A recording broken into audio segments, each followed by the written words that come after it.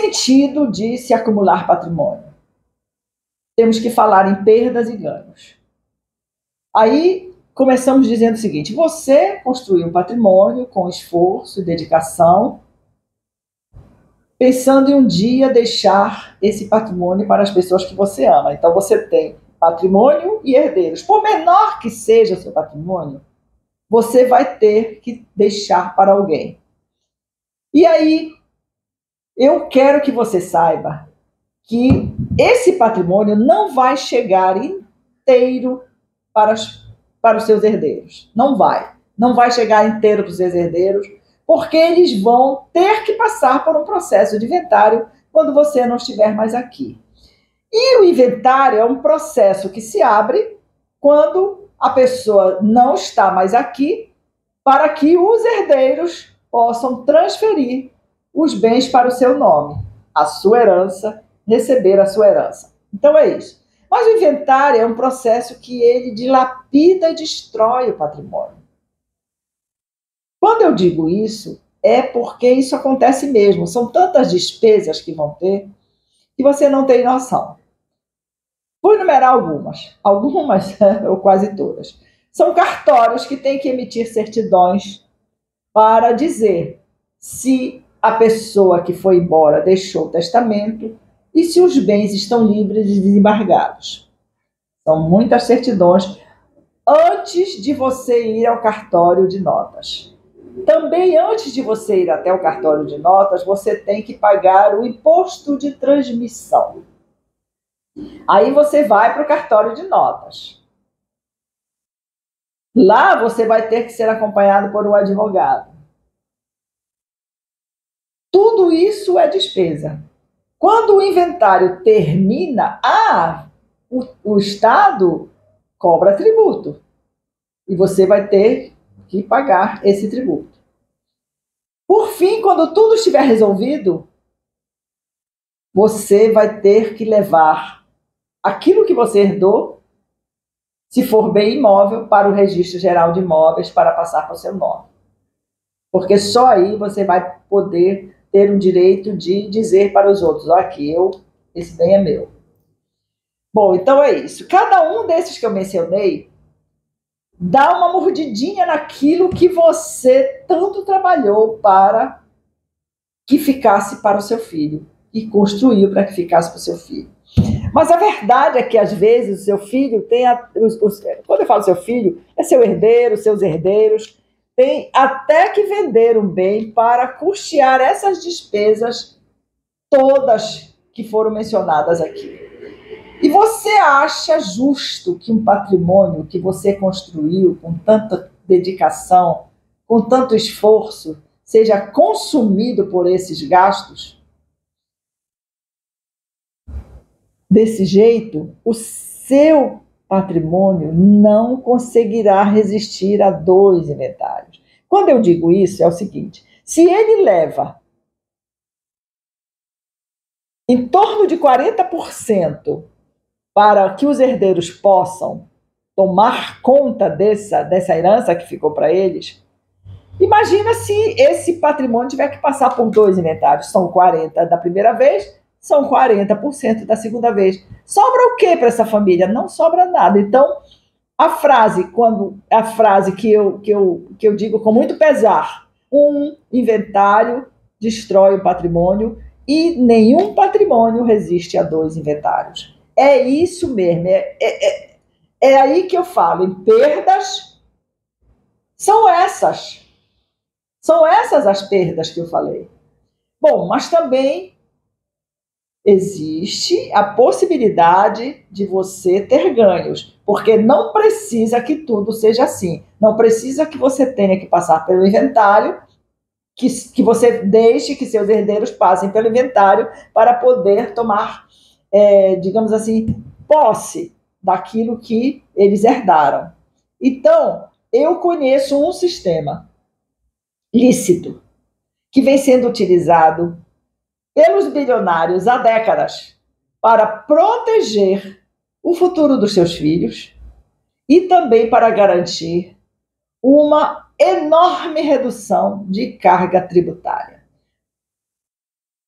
Se você já ouviu falar em planejamento patrimonial da família, então você saiba que esse sistema está dentro do planejamento patrimonial da família. Com este sistema, você institucionaliza o patrimônio da família, tornando-o perene. O que eu quero dizer com isso? Tornar um patrimônio perene é passar de geração a geração. Então, você vai passar para os seus filhos, que vão passar para os seus netos. Quiçá seus netos possam passar adiante. Esse patrimônio não precisa morrer, não precisa ser destruído. Ele pode ser passado por várias gerações. E como é feito esse planejamento? Bom, você cria uma pessoa jurídica que chamamos de cofre. Todos os seus bens que estão no seu CPF vão passar para esse cofre, que é uma pessoa jurídica, portanto, um CNPJ.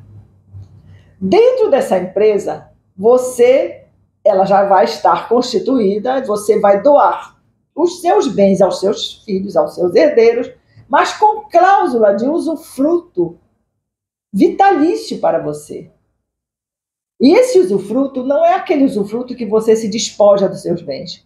É um usufruto que você ainda fica com a garantia da administração permanente desses bens. Então você, apesar de dar em usufruto para alguém, doar as cotas que vão virar, o seu patrimônio vai virar cotas de capital social. Então, você já entendeu que você não vai dar os seus bens, você vai doar cotas de capital social. Eles se transformam dentro dessa pessoa jurídica em capital social. Então, você vai doar para os seus herdeiros cotas de capital social. E é isso mesmo. Então, existem muitos outros benefícios que fazem parte desse sistema, mas nesse vídeo eu vou me ater a umas cláusulas que eu chamo de as DADs. DADs porque elas trazem muita proteção a esse patrimônio. São 3 cláusulas que a gente convoca para a institucionalização do patrimônio.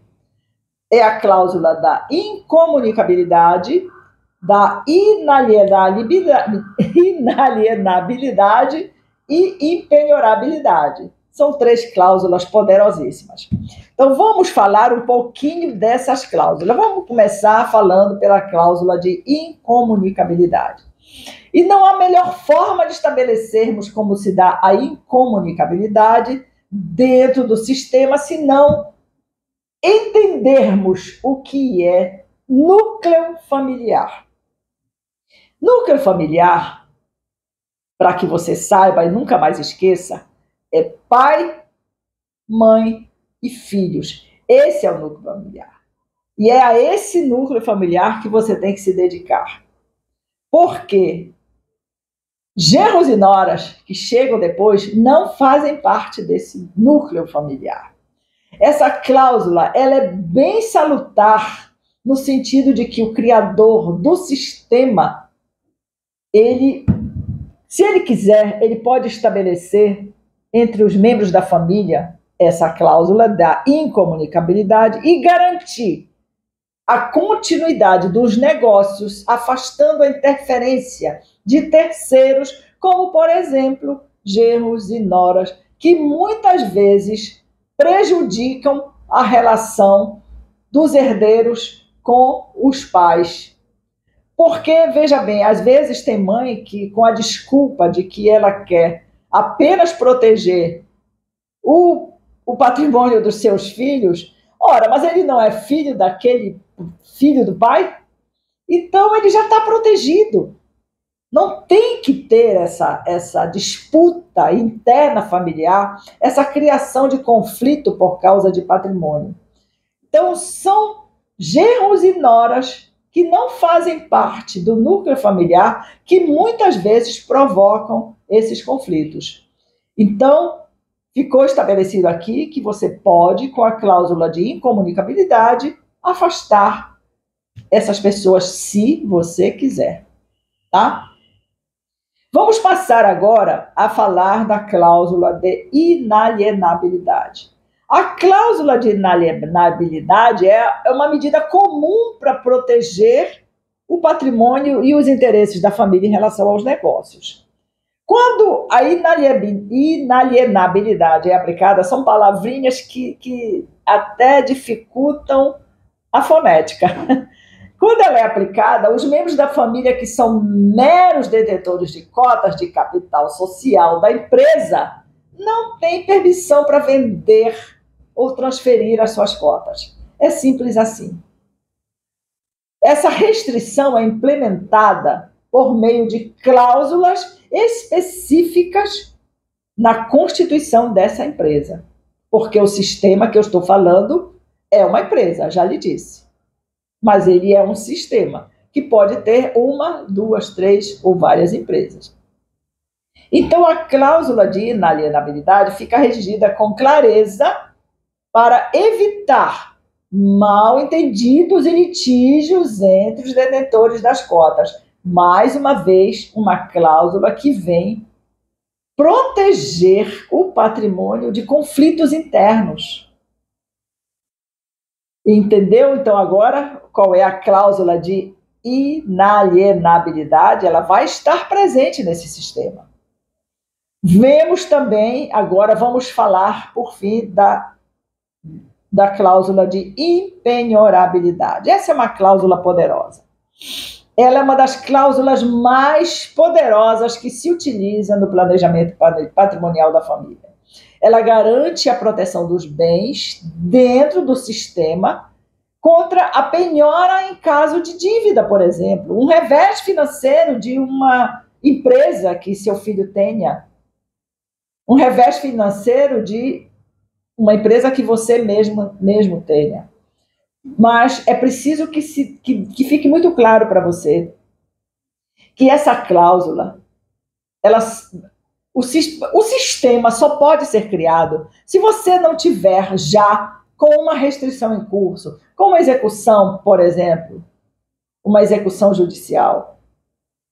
Jamais você deverá pensar em constituir um sistema se você já estiver comprometido com uma dívida em fase de execução. Então, essa cláusula é importante, é garantia para quem tem patrimônio e protege quem está formando o sistema, criando o sistema. Mas acredite, ela é prevista em lei. Se os seus bens estiverem registrados no seu CPF, eles estarão à mercê de uma penhora e sujeitos a qualquer intervenção judicial, o que não vai acontecer se eles estiverem dentro do sistema, ou seja, dentro desse CNPJ que a gente vem falando até aqui. Então, se eles estiverem protegidos com a cláusula de impenhorabilidade dentro do sistema, você não corre o risco de ter seu patrimônio penhorado.